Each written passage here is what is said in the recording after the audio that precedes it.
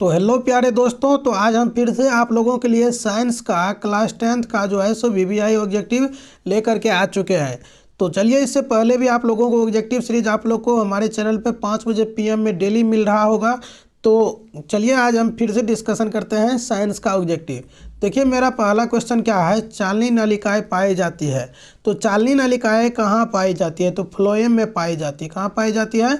चालनी नलिकाएं जो है वो फ्लोएम में पाई जाती है। फ्लोएम क्या करता है? तो मतलब पेड़ पौधा में जो भोजन बनता है, क्या बनता है? भोजन। भोजन का जो है स्थानांतरण कौन करता है? फ्लोएम के द्वारा होता है। तो फ्लोएम क्या करता है? तो भोजन को स्थानांतरण करने में मदद करता है पौधा में। तो फ्लोएम में क्या पाया जाता है? चालनी नलिकाएं पाया जाता है। तो इस चीज़ को आप लोग याद रखेंगे, सही आंसर सी हो जाएगा। इसको आपको याद रखना है। चलिए नेक्स्ट क्वेश्चन देखते हैं। नेक्स्ट क्वेश्चन है आपका यहाँ पे, आरबीसी का जीवन अवधि होता है। तो आरबीसी का जीवन अवधि कितने दिनों का होता है? तो 120 दिनों का होता है। कितना होता है? 120 दिनों का आरबीसी के जीवन अवधि होता है। सही आंसर ए हो जाएगा। इसको आपको याद रखना है, बहुत ही इंपॉर्टेंट क्वेश्चन है। चलिए नेक्स्ट क्वेश्चन को देखते हैं। नेक्स्ट क्वेश्चन है हमारा यहाँ पे, निम्नलिखित में कौन सा संवहन उत्तक है? अब संवहन उत्तक कौन सा है इसमें आपको बताना है। तो सही आंसर क्या हो जाएगा? यहाँ पे देखिए, संवहन उत्तक यानी कि संवहन यानी कि क्या कहते हैं? संवहन मतलब क्या होता है? स्थानांतरण करने वाला, यानी ढोने वाला। यानी फ्लोएम क्या करता है? पेड़ पौधे में भोजन को स्थानांतरित करता है एक जगह से दूसरे जगह।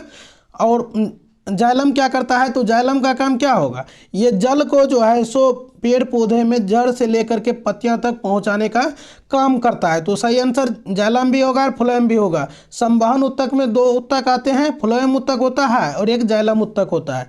तो ये दोनों आ जाएगा। तो सही आंसर क्या होगा? डी हो जाएगा। बी एवं सी दोनों। तो इसको याद रखेंगे आप, डी हो जाएगा सही आंसर। चलिए नेक्स्ट क्वेश्चन को देखते हैं। नेक्स्ट क्वेश्चन देखिए यहाँ पे, रक्त क्या है? तो रक्त क्या है? तो इसका सही आंसर क्या होगा? रक्त एक उत्तक है। क्या है? रक्त एक उत्तक है। सही आंसर ए हो जाएगा। चलिए नेक्स्ट क्वेश्चन देखते हैं। सॉरी, यहाँ पे रक्त एक क्या हो जाएगा? तरल पदार्थ होगा। क्या होगा? तरल पदार्थ होना चाहिए मेरे हिसाब से। सही आंसर सी होगा। चलिए नेक्स्ट क्वेश्चन देखते हैं। नेक्स्ट क्वेश्चन यहाँ पे है, मानव हृदय घिरा हुआ है। मानव हृदय जो है किससे घिरा हुआ है? तो सही आंसर क्या होगा? पेरिकार्डियम से, जो पेरिकार्डियम यानी कि ऊतक से घिरा हुआ है। तो सही आंसर ए हो जाएगा। चलिए नेक्स्ट क्वेश्चन को देखते हैं। नेक्स्ट क्वेश्चन है यहाँ पे, मनुष्य में श्वेत रक्त कोशिकाओं की जीवन अवधि कितनी होती है? श्वेत रक्त कोशिका यानी कि WBC, वाइट बडल से WBC का यहाँ पे कह रहा है कि मतलब जीवन अवधि कितने दिनों का होता है? तो सही आंसर क्या हो जाएगा? 12 से 20 दिनों का होता है। तो सही आंसर ए हो जाएगा। चलिए नेक्स्ट क्वेश्चन को देखते हैं। नेक्स्ट क्वेश्चन देखिए, यहाँ पे कह रहा है, किस जीव में हीमोग्लोबिन नहीं होता है? किस जीव में हीमोग्लोबिन नहीं होता है? तो सी का सही आंसर क्या हो जाएगा? बी हो जाएगा। मक्खी में जो है सो हीमोग्लोबिन नहीं पाया जाता है। चलिए नेक्स्ट क्वेश्चन देखते हैं। नेक्स्ट क्वेश्चन यहाँ पे है, हीमोग्लोबिन की कमी से कौन सा रोग होता है? तो हीमोग्लोबिन के रोग से कौन सा रोग होता है? तो एनीमिया होता है। क्या होता है? एनीमिया होता है। चलिए नेक्स्ट क्वेश्चन देखते हैं। नेक्स्ट क्वेश्चन यहाँ पे है, ऑक्सीजन का वाहक कौन है? तो ऑक्सीजन का वाहक कौन है? तो क्या हो जाएगा सही आंसर? 9 का सही आंसर क्या होगा? आप लोग कमेंट करके जरूर बताइएगा। आरबीसी होगा। क्या होगा? आरबीसी होगा ऑक्सीजन का वाहक। सही आंसर सी होगा। इसको आपको याद रखना है।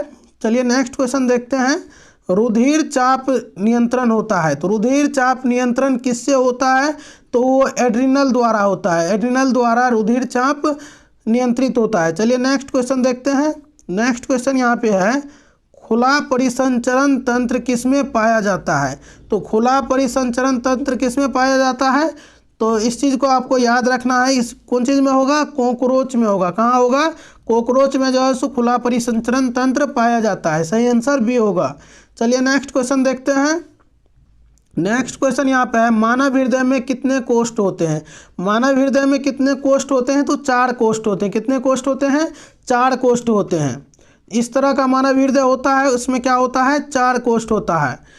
तो इस तरह से मानव हृदय में 4 कोष्ठ होता है। तो उसको आप लोग याद रखेंगे। चलिए नेक्स्ट क्वेश्चन देखते हैं।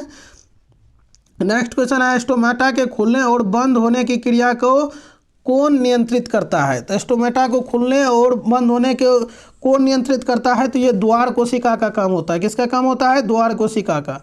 इसको याद रखेंगे आप, सही आंसर ए होगा। चलिए नेक्स्ट क्वेश्चन देखते हैं। नेक्स्ट क्वेश्चन यहाँ पे है पौधों में गैसों का आदान प्रदान किसके द्वारा होता है। तो पौधों में जो गैसों का आदान प्रदान होता है वो रंध्र के द्वारा होता है। सही आंसर ए हो जाएगा। चलिए नेक्स्ट क्वेश्चन को डिस्कशन करते हैं। नेक्स्ट क्वेश्चन देखिए क्या है यहाँ पे, निम्न में सबसे तेज धड़कन किसका होता है। निम्न में सबसे तेज धड़कन किसका होता है, तो किसका होता है यहाँ पे, बी होगा, चूहा का होता है सबसे तेज धड़कन। चलिए नेक्स्ट क्वेश्चन देखते हैं। नेक्स्ट क्वेश्चन है यहाँ पे फ्लोएम ऊतक द्वारा कार्बोहाइड्रेट का परिवहन होता है। फ्लोएम ऊतकों द्वारा कार्बोहाइड्रेट का परिवहन होता है। तो 16 का सही आंसर क्या हो जाएगा, सुक्रोज के रूप में जो है फ्लोएम ऊतक के द्वारा कार्बोहाइड्रेट का परिवहन होता है। सही आंसर डी होगा, इसको आपको याद रखना है। चलिए नेक्स्ट क्वेश्चन देखते हैं। नेक्स्ट क्वेश्चन देखिए यहाँ पे, इनमें से किसकी उपस्थिति के कारण लाल रक्त दिखाई देता है। लाल रक्त का रंग लाल किसके कारण दिखाई देता है, तो हीमोग्लोबिन के कारण। सही आंसर सी हो जाएगा। चलिए नेक्स्ट क्वेश्चन देखते हैं। नेक्स्ट क्वेश्चन है हमारा शरीर किस पीएच परास के बीच कार्य करता है। हमारा शरीर जो है किस पीएच परास के बीच काम करता है, तो 7 से लेकर के 7.8 तक में हमारा शरीर का परास होता है, पीएच परास होता है। चलिए नेक्स्ट क्वेश्चन देखते हैं। रुधिर का कौन सा अवयव रक्त स्राव को रोकने में मदद करता है। तो यानी कि मतलब खून का कौन सा ऐसा अवयव है, स्रोत है जो क्या कहते हैं रक्त को बहने से रोकने में मदद करता है। तो सही आंसर क्या हो जाएगा, आप लोग कमेंट करके जरूर बताइए। प्लेटलेट्स होगा, सही आंसर सी होगा। चलिए नेक्स्ट क्वेश्चन देखते हैं। नेक्स्ट क्वेश्चन यहाँ पे देखिए आप लोग, पादप में जाइलम उत्तरदायी है। पादप में जाइलम कौन सी के लिए उत्तरदायी है। इससे पहले भी आप लोगों के लिए बताया है कि जल के लिए वहन करता है, यानी जल का नियंत्रित या क्या कहते हैं स्थानांतरित करता है। क्या करता है, जल को यहाँ से वहाँ पहुँचाता है, जड़ से लेकर के पत्तियों तक। तो जल का वहन करता है यानी पहुँचाने का कार्य करता है जाइलम। तो सही आंसर ए हो जाएगा। चलिए नेक्स्ट क्वेश्चन को देखते हैं। नेक्स्ट क्वेश्चन हमारा यहाँ पे है, पत्तियों में गैसों का आदान प्रदान कहाँ होता है। पत्तियों में गैसों का आदान प्रदान कहाँ होता है, तो रंध्र में होता है। कहाँ होता है, रंध्र में। सही आंसर बी हो जाएगा। चलिए नेक्स्ट क्वेश्चन को देखते हैं।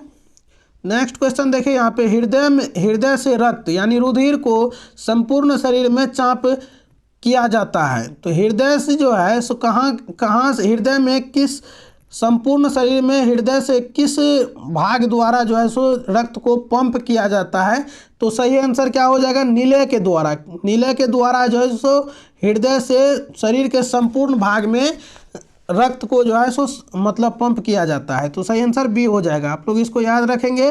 चलिए नेक्स्ट क्वेश्चन देखिए, निम्न में कौन से यंत्र का उपयोग रक्तचाप मापने में किया जाता है। तो सही आंसर क्या होगा, तो सी हो जाएगा, स्पाइगोनोमेनोमीटर हो जाएगा। सही आंसर सी हो जाएगा। चलिए नेक्स्ट क्वेश्चन देखते हैं। नेक्स्ट क्वेश्चन यहाँ पे देखिए क्या है, रक्त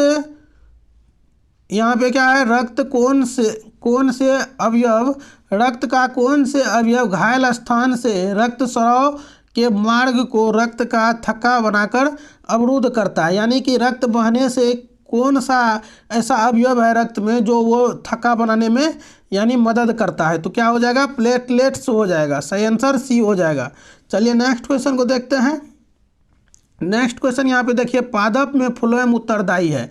इससे पहले भी आप लोगों को बताया है, पादप में जो है सो भोजन का संवहन के लिए जो है सो क्या है, उत्तरदायी है फ्लोएम। तो सही आंसर क्या हो जाएगा, भोजन का संवहन हो जाएगा, बी हो जाएगा सही आंसर। याद रखेंगे आप लोग इसको।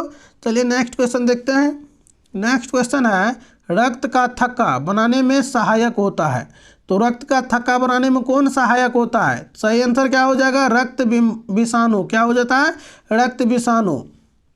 चलिए नेक्स्ट क्वेश्चन देखते हैं। यहाँ पे है, एक कोशिकीय शैवाल में जल का परिवहन डैश द्वारा होता है।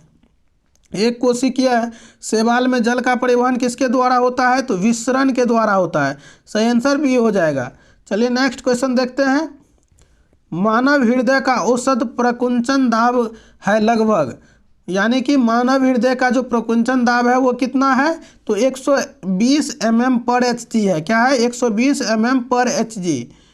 चलिए नेक्स्ट क्वेश्चन देखते हैं। नेक्स्ट क्वेश्चन हमारे यहाँ पे, पौधों में वाष्पोत्सर्जन किस भाग में होता है। पौधों में वाष्पोत्सर्जन जो है किस भाग में होता है, तो पत्ता में होता है।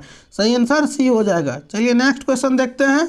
गाढ़ कोशिका की कौन सी भित्ति मोटी होती है, तो गाढ़ कोशिका का कौन सा मतलब भित्ति मोटा होता है, तो भीतरी भित्ति जो है वो मोटा होता है। सही आंसर ए हो जाएगा।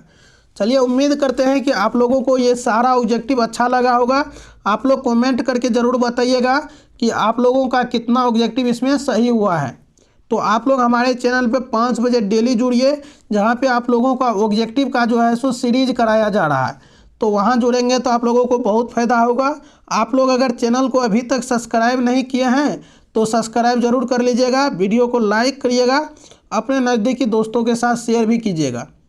मिलते हैं अगले वीडियो में नई टॉपिक के साथ, तब तक के लिए बाय।